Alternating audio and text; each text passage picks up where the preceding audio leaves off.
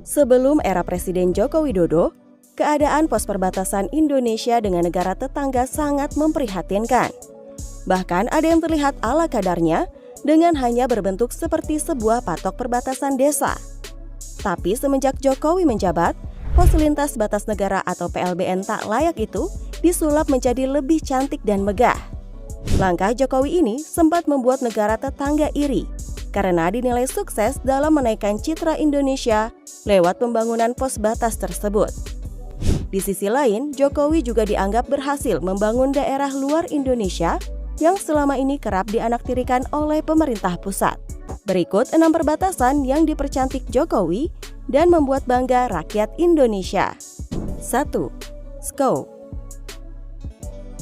Pos perbatasan Skau merupakan batas antara Indonesia dengan Papua Nugini.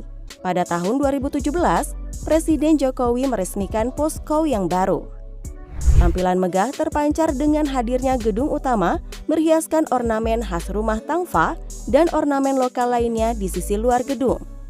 Kerennya lagi, di sini juga terdapat sebuah mercusuar 10 lantai bertinggi 50 meter yang berfungsi memantau keadaan perbatasan kedua negara.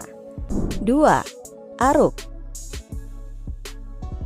Pos ini terletak di Kecamatan Sajingan Besar, Kabupaten Sambas, Kalimantan Barat.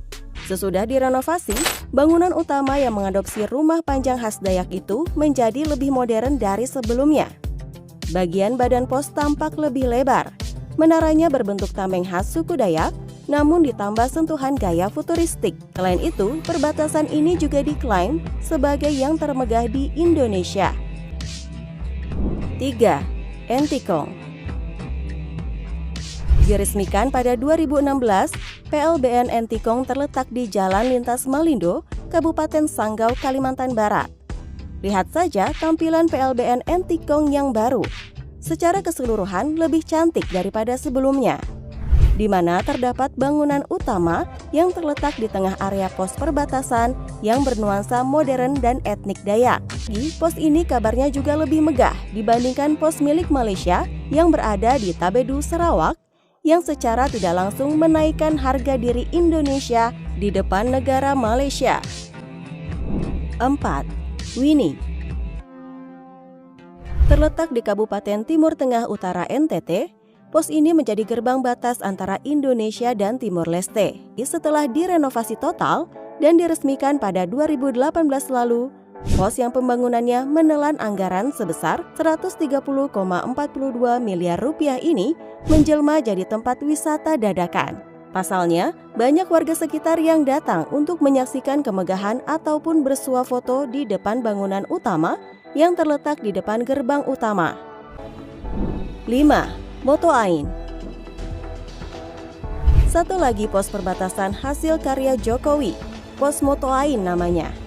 Pos yang berlokasi di Kabupaten Belu, NTT ini menjembatani akses antara Indonesia dan Timor Leste.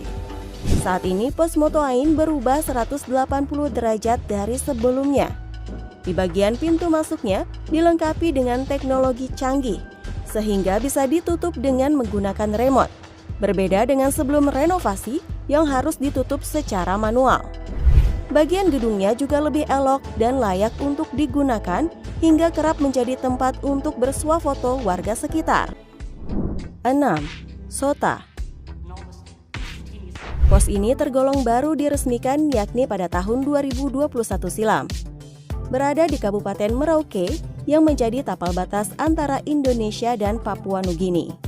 Pos Sota versi baru terlihat lebih indah dari sebelumnya, di mana pos ini dibagi menjadi 3 bagian, yaitu zona inti yang di dalamnya terdapat bangunan utama PLBN seluas 1000 meter persegi, patung Garuda, gerbang Tasbara, pagar keliling, CCTV portal, X-ray scanner, hingga walk-through metal detector.